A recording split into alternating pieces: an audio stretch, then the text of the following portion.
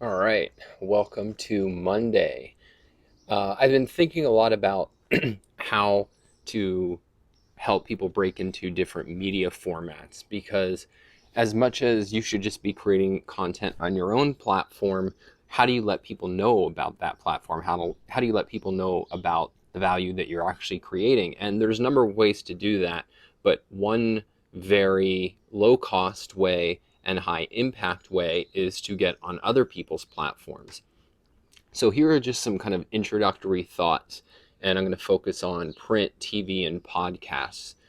Um, with print, with all of these, the basic thing that you have to do is be interesting to the audience of the platform you're trying to get on, right?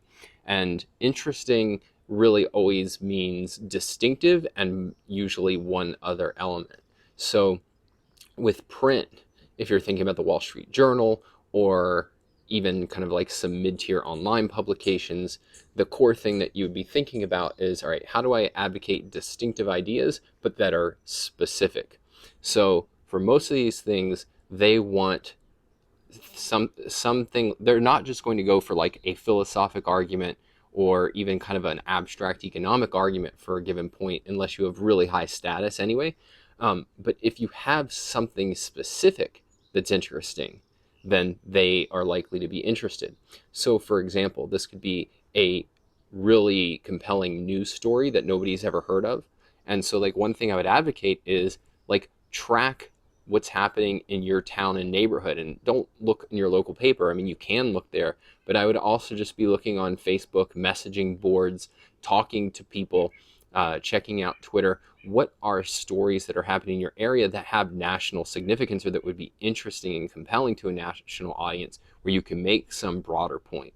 The other thing is kind of um, surprising data that is not very familiar, not very accessible to people. And again, if you're looking more on like a state and local level, this will be easier to find, and you can bring that to national attention.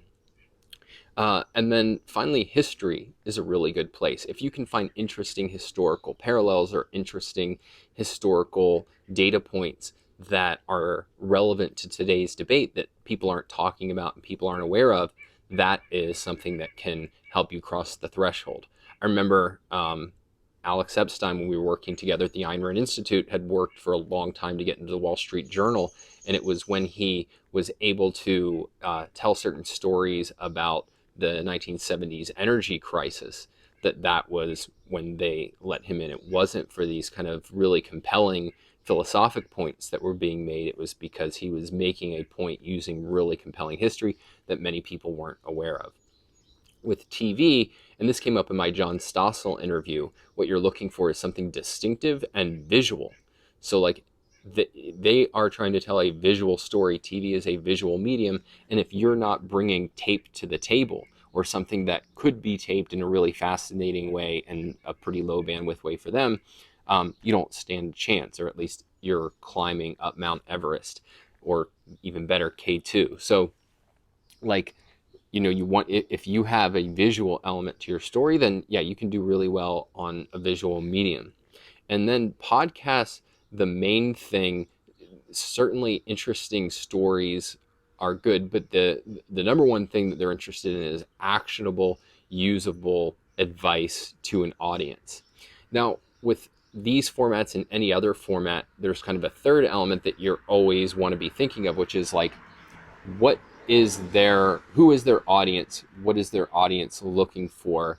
And part of that is, what are their audience expecting? So for instance, there is a way of writing for the Wall Street Journal that's going to sound very different than writing for the Daily Caller or something like, and I don't even know the Daily Caller, but like every publication, every podcast, every TV show, like, these are all going to have distinctive ways of communicating with their audience.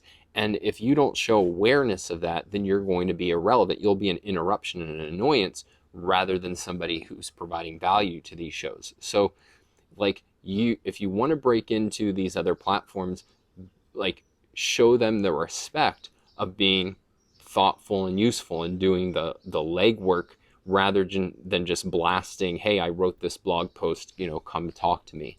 So I think if this goes back to the higher point that we keep coming back to, which is it's all about your audience. And here you have two audiences. You have the show itself and you have their audience, and you want to be thoughtful about both, and you want to put yourself in a position where you're giving them exactly what they're looking for. And this is particularly true the more that you have ideas that are unfamiliar or outside the mainstream. How can you use that to be interesting to an audience? Because the temptation is, well, I have controversial ideas, and so this will be interesting. And controversy on its own is not that interesting. And in particular, if your ideas are controversial because they're coming from a pro-liberty perspective, or even an objectivist perspective, they're influenced by Ayn Rand.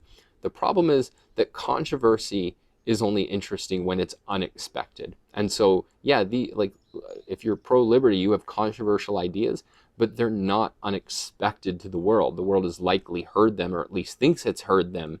And so if you get filed into controversial but known and typical, that's not interesting. It has to be unusually distinctive, and then you have to build these other elements on if you want to be able to get on these other platforms. So there's a lot more to say about this. I'm only scratching the surface, but what I wanted to illustrate was the idea of you have to have additional layers beyond just being